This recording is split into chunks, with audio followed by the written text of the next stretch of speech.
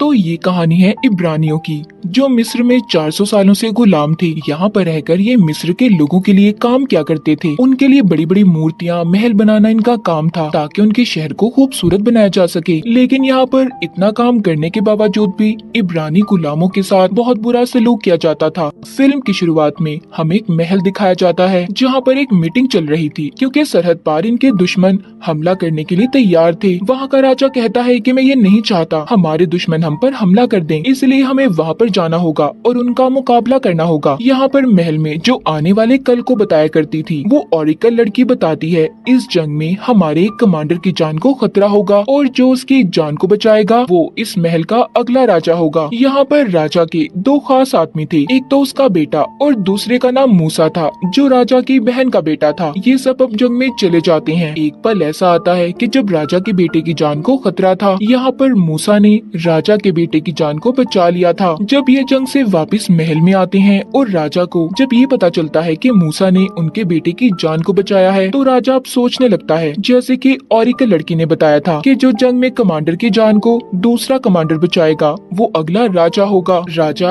अब ये बात करने के लिए अपने पास मूसा को बुलाता है और कहता है कि मैं जानता हूँ तुम आने वाले कल की बातों पर यकीन नहीं करते, और मेरा आने वाला कल मेरी पेशेंट को ये बताती है कि तुम मेरे अगले राजा होगे, पर मैं तुम्हें अपना वारिस कैसे चुनूं? मूसा राजा की बात सुनकर कहता है, शायद आप ठीक कह रहे हैं और मैं आपके बदले राजा कैसे बन सकता हूँ। इसके बाद अब एक और मीटिंग बुलाई जाती है, जिसमें बताया जाता है कि इब्रानी गुलाम वो बहुत ज्यादा तंग कर रहे हैं और सही से काम भी नहीं कर रहे। अब इस बात का पता करने के लिए राजा अपने बेटे को हुक्म देता है कि जाओ और जाकर पता लगाओ कि आखिर माजरा क्या है। जैसा कि अब ये पेशेंट गोई हुई थी कि अगला राजा मूसा होगा, तो राजा के बेटे के दिल में इस बात को लेकर मूसा के लिए शक पैदा होने लगता है। अब मूसा राजा के बेटे के पास आता है और कहता है कि तुम गुलामों के पास मत जाओ, ये तुम्हारी शान के खिलाफ होगा, आखिर तुम राजा के बेटे हो। मैं इन सब बातों का पता करने चाहता हूँ। मूसा जब उन गुलामों के पास जाता है तो वहाँ के हालात बहुत खराब थे। गुलामों को उनके काम के बदले इनाम देने की बजाय मारा पीटा जाता था। मूसा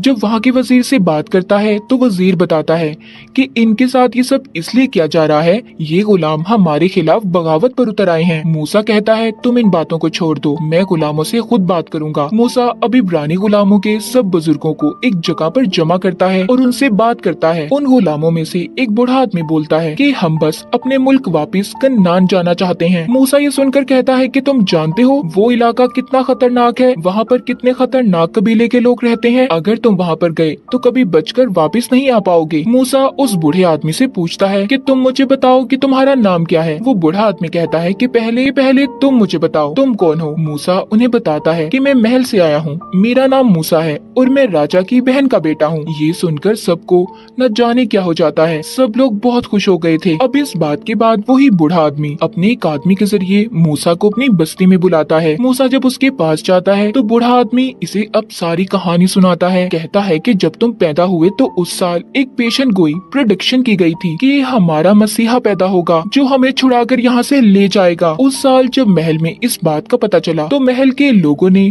हर इब्रानी बच्चे को मरवाने का हुक्म दिया। तुम्हारे माँ बाप तुम्हें किसी भी कीमत पर खोना नहीं चाहते थे, इसीलिए उन्होंने तुम्हें एक संदूक में बंद करके नदी में बहा दिया। उस वक्त महल के राजा की बहन उस नदी में नहाया करती थी, वो तुम्हें अपने साथ लेकर महल में चली गई और अपना बेटा बना लिया। तुम असल में इब्रानी हो। मूसा उस बूढ़े आदमी से कहता है अच्छी कहानी थी, मैं तुम्हारी इस कहानी पर बिल्कुल यकीन नहीं करता। जब वो बूढ़ा आदमी मूसा को ये कहानी सुना रहा था तो उसे दो और आदमी भी सुन लेते हैं और लालच में आकर महल में जाकर सब कुछ वजीर को बता देते हैं। इसी दौरान राजा की हालत भी बिगड़ने लगी थी। राजा की जल्दी मौत हो जाती है। अब नया राजा उसके बेटे को बना दिया गया था, जो मूसा से नफरत करता था और बहुत ही बेरहम जालिम इंसान था। वजीर आकर सारी सच्चाई राजा के बेटे को बताता है, जो उनका नया राजा था, जिसे सुनकर वो काफी हैरान हुआ था। अब तो वो मूसा से और भी नफरत करने लगता है, इसलिए इस चीज का बहाना बनाकर उसने मूसा को महल से निकाल दिया था।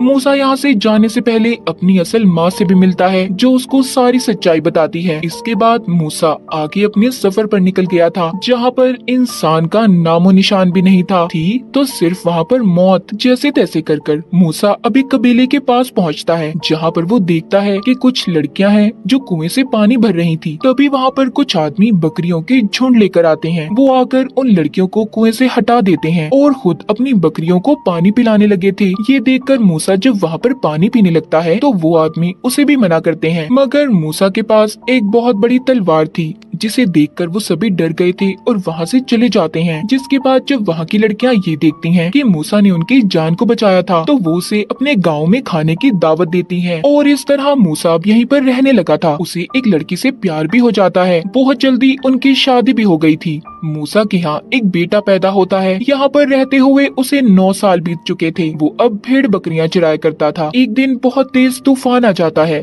उसकी बकरियां तूफान की वजह से एक पहाड़ पर चढ़ गई थी, जिसे यहाँ के लोग गॉड खुदा का पहाड़ माना करते थे। जब मूसा अपनी बकरियों को लेने ऊपर चढ़ता है तो बहुत ज्यादा मिट्टी और पत्थर नीचे गिर रहे थे, जिस वजह से वो मिट्टी में ही दब जाता है। उसका सिर्फ मुंह बाहर था। थोड़ी देर बाद जब उसे होश आता है तो देखता है कि एक दरख्त को आग लगी हुई है। तब उसके पास एक बच्चा आता है जो कहता है कि तुम यहाँ पर आकर अपने पुराने लोगों को भूल गए जो तुम्हारा अब तक इंतजार कर रहे हैं। वो जानते हैं कि एक दिन उनका मसीहा उन्हें आजाद जरूर करवाएगा। वो ये बातें सुनकर बेहोश हो गया था। अब जब उसको दोबारा से होश आता है तो वो अपने घर था, जहाँ पर वो अपनी बीवी को उस बच्चे के बारे में बताता है। कहता है कि मुझे लगता है गॉड मुझे इशारा दे रहे हैं कि जाकर मैं अपने लोगों की जान को बचाऊं। मूसा को एक बार फिर ये बातें सुनाई देती हैं, इसीलिए अब उसने ये फैसला किया था कि वो दोबारा मिस्र जरूर जाएगा। मिस्र पहुंचकर सबसे पहले ये उसी बूढ़े आदमी के पास जाता है जिसने इसे सारी सच्चाई बताई थी। वो कहता है तुम्हारे जाने के बाद हमारे साथ और भी बुरा सलूक होने लगा है। अब रात को मूसा चुपके से महल के अस्तबल में जाता है, जहाँ पर यहाँ का नया राजा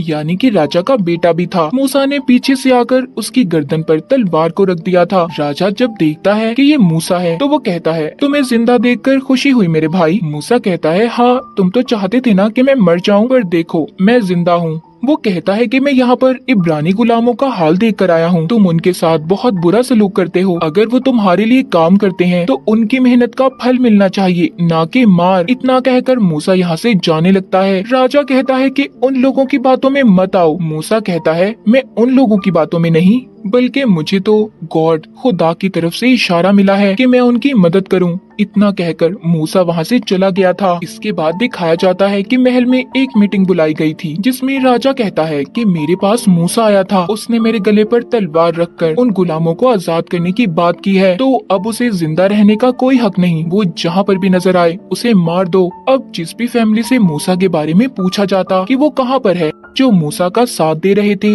वो कुछ भी बताने के लिए तैयार नहीं थे। इसीलिए राजा के सिपाही उनको जिंदा ही लटका देते हैं, यानी कि ये उन गुलामों के लिए मूसा के बारे में ना बताने की सजा थी। दूसरी तरफ मूसा को दिखाया जाता है जो गुलामों के साथ मिलकर अपनी एक टीम तैयार कर रहा था, जिसमें वो उन्हें घुड़सवारी, तीरंदाजी और तलवार चलाना भी सिखाता है, ताकि ये सब मिलकर अपनी आजादी के लिए लड़ सकें। बहुत जल्दी मूसा की टीम तैयार हो गई थी। सबसे पहले ये लोग ये प्लान बनाते हैं कि ये मिस्र के रहने वाले लोगों को तंग करेंगे, ताकि वो अपने राजा से कहकर इन्हें आजाद करवा दें। वो उनके घरों में भी आग लगा देते हैं, यहाँ तक कि उनकी कश्तियाँ भी जला दी थी।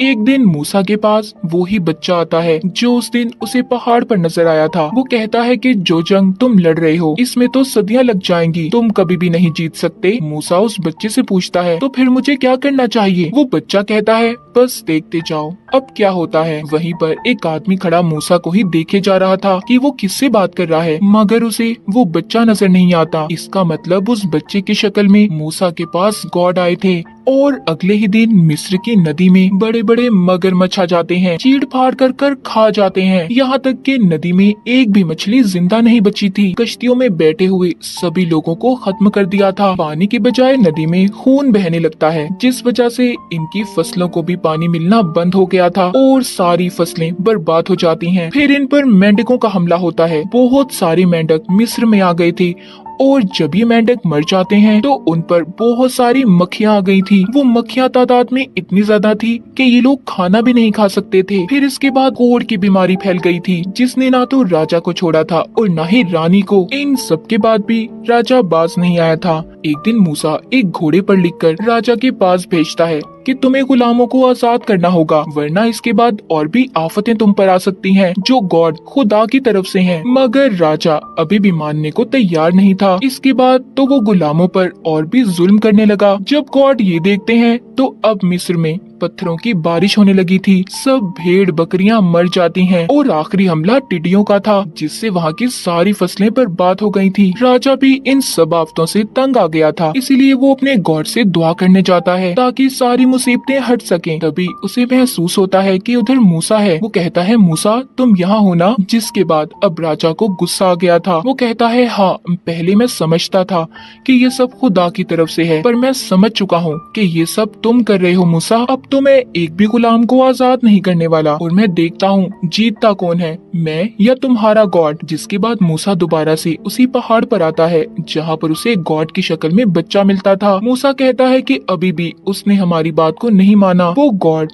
यानी कि वो बच्चा कहता है 400 साल की गुलामी के बाद राजा को सब इब्रानियों को आजाद करना ही होगा, वरना उसे जाकर कह दो कि कल सुबह होते ही मिस्र के सारे बच्चे मर जाएंगे। और हाँ, हमारे लोगों से ये कहना कि वो अपने दरवाजों के आगे एक भेड़ को काट कर उसका खून लगा लें। तभी यहाँ पर जो रात थी वो दिन में बदल जाती है। मूसा राजा के पास आता है और कहता है कि कल रात से पहले पहले तुम्हें सब गुलामों को आजाद करना होगा, वरना यहाँ पर जितने भी बच्चे हैं सब मारे जाएंगे। जब रात होती है तो एक काली परछाई ने पूरे मिस्र को अपनी लपेट में ले लिया था, जिससे कि मिस्र के सभी बच्चे मर गए थे। सुबह को राजा अपने बेटे की लाश को मूसा के पास लाता है और कहता है कि कैसे गॉड हैं तुम्हारे जिन्होंने हमारे बच्चों को मार दिया, जाओ निकल जाओ सब यहाँ से। उसने आखिरकार हार मानकर सभी गुलामों को आजाद कर दिया था। मूसा अपने लोगों को लेकर उनके मुल्क की तरफ रवाना होता है, मगर कुछ देर के बाद महल में जाकर राजा को ये एहसास हुआ था कि उसे उन्हें ऐसे छोड़ना नहीं चाहिए था। इसीलिए अब वो अपने साथ 4000 लोगों को लेकर उनका पीछा करता है। हालांकि वो मूसा से अभी 4 दिन पीछे की दूरी पर था, लेकिन उसके पास घोड़े थे, इसीलिए वो उन तक जल्दी पहुंच जाता है। उधर मूसा को भी ये बात पता चल गई थी कि उनके पीछे मिस्र का राजा आ रहा है, इसीलिए वो अपने लोगों को पहाड़ के रास्ते से जाने का कहता है, क्योंकि वो जानता था कि राजा के घोड़े इस रास्ते पर नहीं चल सकते। और होता भी ऐसा ही है। जब राजा के घोड़े उस रास्ते से गुजर रहे थे तो घोड़ों के पांव फिसलने की वजह से वो खाई में गिर जाते हैं। राजा का बहुत बड़ा नुकसान हुआ था। आखिरकार राजा मूसा तक पहुंच जाता है। अब मूसा के आगे समंदर था। वो फैसला करता है कि वो समंदर को पार करेंगे, जिसका इशारा इसे गॉड की तरफ से मिला था। ये जब अपने लोगों को लेकर आगे बढ़ता है तो समंदर का पानी कम होना शुरू हो गया था और बीच में एक रास्ता बन जाता है, जिससे सभी ने समंदर को पार कर लिया था। जब राजा के लोग भी उस रास्ते पर चलने लगते हैं तो पानी फिर से आना शुरू हो गया था। वो समझ गए थे कि अब उनकी जान को खतरा है। सब पीछे की तरफ भागते हैं, मगर समंदर के पानी ने उन्हें जल्द ही अपने अंदर समा लिया था। सब के सब मारे गए थे सिवाय राजा के। राजा अब बिल्कुल अकेला हो चुका था। वो कुछ भी नहीं कर सकता था। मूसा अपने लोगों को लेकर आगे बढ़ता है। सबसे पहले ये अपने घर जाता है, जिधर उसकी बीवी और बेटा थे। उसे भी अब गॉड पर पूरा यकीन हो चुका था। वो यहाँ से सभी को लेकर कन्नान उनके मुल्क की तरफ रवाना होता है, जहाँ पर वो आजादी से अपनी जिंदगी गुजार सकते थे। कहानी के आखिर में हमें दिखाया जाता है इस सफर में मूसा के साथ वो बच्चा भी था, जो गॉड के रूप में इसके पास आया करता था। और इसी के साथ इस फिल्म की कहानी यहीं पर खत्म हो जाती है।